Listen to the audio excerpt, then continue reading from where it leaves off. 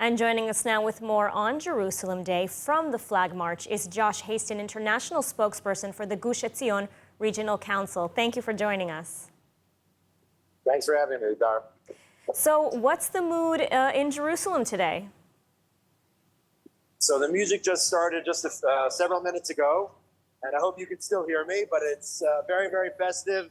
A lot of the youngsters are gathering now, getting ready to march, heading towards the old city of Jerusalem, and then on to the Kotel, the Western Wall, for the main ceremony in just a few hours. Extremely calm on one hand, thank God, in terms of the security situation, and on the other hand, everyone is happy. This is a true holiday here in Jerusalem, our eternal capital. And so I know you're there with your family. The route goes through the old city of Jerusalem, including the Muslim quarter. You must be pretty confident that the march will proceed peacefully and quietly. Well, definitely on our side, I'm confident it'll proceed peacefully and quietly. You know, it was just 2 years ago when the route was altered and people were not allowed to go through the Muslim quarter to the Western Wall, and we had a bunch of rockets launched at us. So we're peaceful.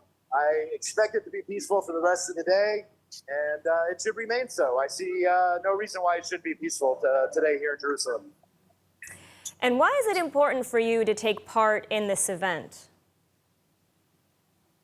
This is a historic event. After 2,000 years, finally we have a Jewish government in Jerusalem. The streets of Jerusalem are full of Jewish children who are singing and dancing. There's no reason we shouldn't celebrate it. It's one of the highlights of the year for me. And after 19 years of an illegal Jordanian occupation between 1949 and 1967, Jerusalem is finally united.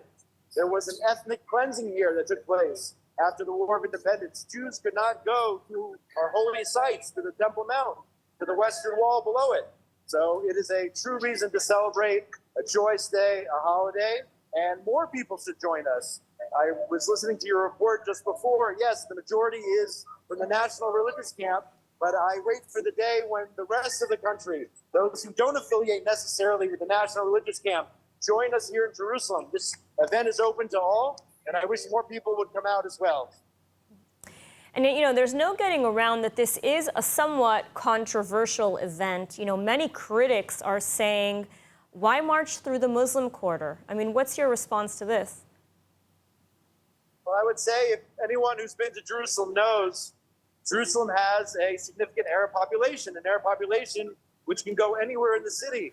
The western side of the city, eastern side of the city, the mall, the movie theaters, wherever it is, you can find Arabs. So I don't see any reason why Jews can't also go into a place which is called the Muslim quarter, but it actually does have a Jewish presence all year round. I don't see what the controversy is, and I don't see that being the real story. The real story is our return to Zion, a return to our homeland, and our return to our eternal capital. We're the only people in the history of the world that ever called Jerusalem our capital city. So I don't see any reason why we can't feel free to walk anywhere in this town. And, so what would your message be to the Arab population in the city on this day? My message would be and if the Arabs were willing to admit it, they would say that life for them is better here in Jerusalem, here in Israel, than any other Middle Eastern country.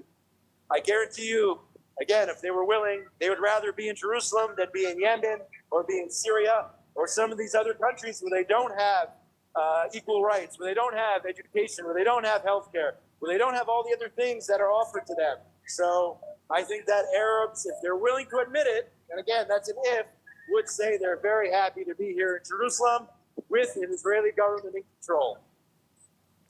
Absolutely, and it's important just to note, as you mentioned, that Jerusalem has been the capital of the Jewish people for over 2,000 years. And still on Jerusalem Day, as in every day, Israel is ensuring freedom of worship, freedom of religion for all religions. So, Josh, Absolutely. Thank you so much for taking the time to speak with us from the march, and enjoy the march. Happy Jerusalem Day. Thank you, Chag Sameach. Happy Jerusalem Day to all.